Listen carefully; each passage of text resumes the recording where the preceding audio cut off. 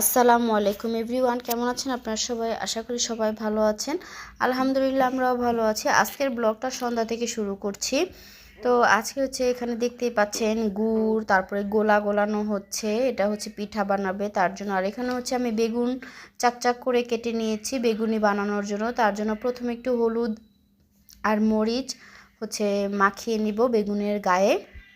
তো আজকে এই সব আয়োজন কেন বলা হয়নি, তো আজকে হচ্ছে রোজা ছিল বাসার সবাই, তো তার জন্যই ছোটোখাটো একটু আয়োজন। বাসার মধ্যে হচ্ছে ভাজা পোড়াটা করা হবে। তো রোজার মধ্যে তো আমরা বাসায় সব কিছু আয়োজন করি। তো বাহির থেকে না খাওয়াটাই ভালো। তো যাই হোক, এখানে হচ্ছে আজকে শবে বরাতের রোজা ছিল।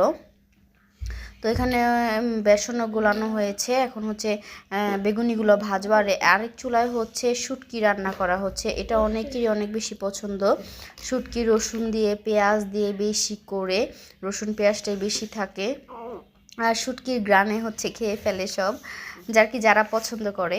তো যাই হোক, শুটকিটা অনেক বেশি মজা হয়েছিল। আর এখানে হচ্ছে বেগুনি ভাজা হচ্ছে।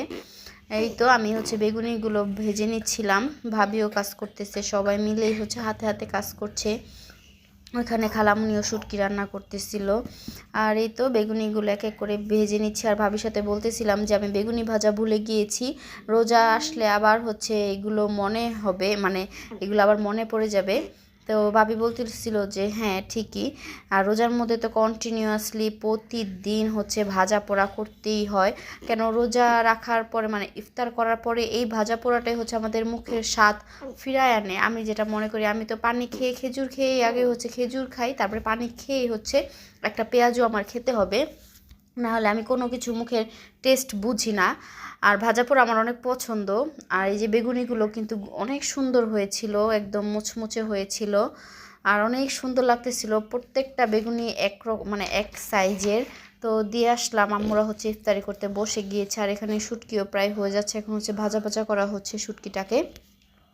তো তারপর আম্মুরা হচ্ছে নামাজ টামাজ পড়ে হচ্ছে খাবে, মুড়ি ভর্তা করা হবে। তার জন্য আমি এখানে শসাও কেটে নিচ্ছিলাম। তো মুড়ি ভর্তাটা তো রোজা রাখলে তো মুড়ি ভর্তাটা লাগেই। আর আলুর চপ পেঁয়াজু তো আজকে করা হয়নি, শুধু বেগুনিটা একটু ভাজা হয়েছে। আর আলুর চপটা শুধু বাহির থেকে কেনা হয়েছে, কেন অনেক বেশি হয়ে যায়। আর বেসন ওরকম ঘরে ছিল না এতগুলো করার জন্য।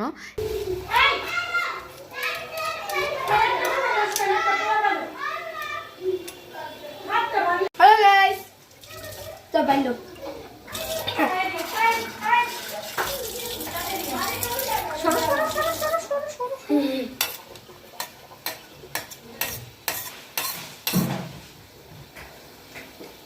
Mama, भैया देखो, भैया देखो, मामा तुम चादर, मामा तुम चादर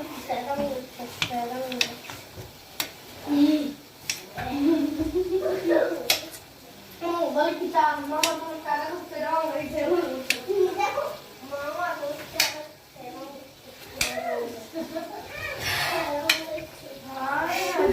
হ্যাঁ দেখছি হ্যাঁ মামা তোমার চারা খুব স্ট্রং হয়েছে মা খুব সান মামা স্ট্রঙ্গাল দেখো দেখো না বলো মামা তোমার চারা খুব স্ট্রং হয়েছে ওকে ওকে ওকে দেখেছি। আচ্ছা বলো বলো, এখানে এসে দেখাও আমাকে।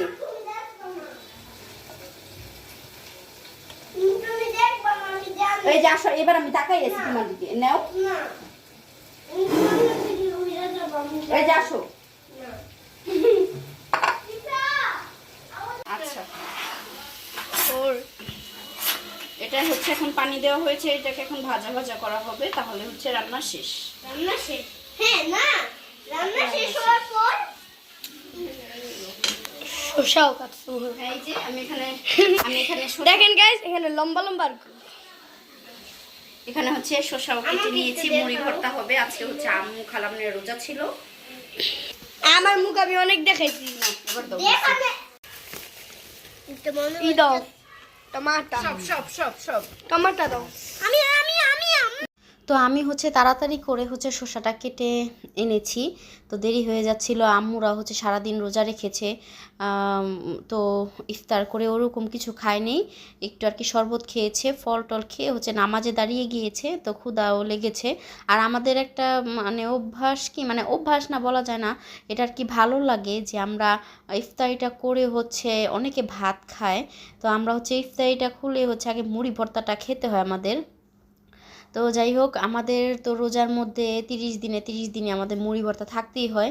আর এই মুড়ি ভর্তাটা খাওয়াটা যে এত একটা মজার একটা সময়, কেন এখানে এই বোলের মধ্যে, এত বড় একটা বোলের মধ্যে বানানো হয়, সবাই চারোপাশ ঘুরে আমরা বসে হচ্ছে সবাই একসাথে বসে খাই, এই জিনিসটা অনেক বেশি ভালো লাগে। তখন হয় কি সবাইকে একসাথে পাওয়া যায়, একসাথে বসে খাওয়া হয়, গল্প হয়, এই সময়টা অনেক বেশি ভালো লাগে। তো আমি হচ্ছে সব সময় মুড়ি মানে মাখাই।